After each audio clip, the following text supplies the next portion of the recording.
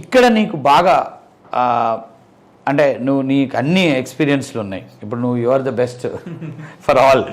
So నీకు ఇక్కడ బాగా నచ్చింది ఏంటి?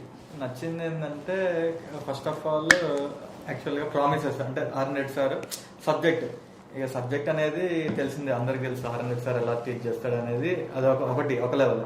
తర్వాత ఏంటంటే జాబ్కి వచ్చేసరికి ఏంటంటే జాబ్ అంటిల్ ఫైనల్ దాకా సార్ అయితే జాబ్ మనం చూసుకుంటాడు. మనకైతే ఎటువంటి బ్యాక్ స్టెప్ వేయకుండా మనకున్నట్టు ఒక మాట సపోర్ట్ లెక్క వెనకైతే ఆర్ఎన్ సార్ ఉంటాడు.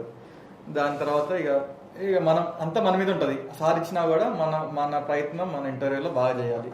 నువ్వు ఏమి చేయకుండా సార్ చూసుకుంటాడులే అనే మాట కూడా తీసుకోవద్దు. నువ్వు 90% ఇస్తే సార్ ఒక 10% అట్లా మన సపోర్ట్ లెక్క ఉంటాడు.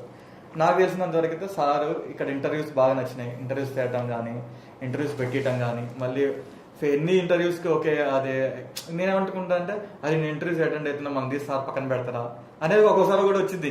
అంటే ఇంతమంది మాట్లాడు, అది చాలా ఇంపార్టెంట్ అది, ఎందుకంటే అవును సార్ మనం పట్టించుకుంటాడా, అదే మనమే బ్యాక్ అవుతున్నాం కదా సార్ మనం పట్టించుకుంటాడా, అదేం ఉండదు. సార్ ఒకసారి నీకు ఫస్ట్ డే ఎలా నీకు మాట ఇచ్చాడో నీకు లాస్ట్ డే వరకు నీకు జాబ్ వచ్చినా కూడా అదే మీద ఉంటారు. అదే మాట మనం కొంచెం ఫోకస్డ్గా అటు ఇటు బ్యాలెన్స్ అవ్వకుండా ఇన్స్టిట్యూట్ రెగ్యులర్గా వచ్చేసి టైం టు టైం ప్రిపరేషన్ ఇచ్చి చేసుకుంటే యూ కెన్ గెట్ జాబ్.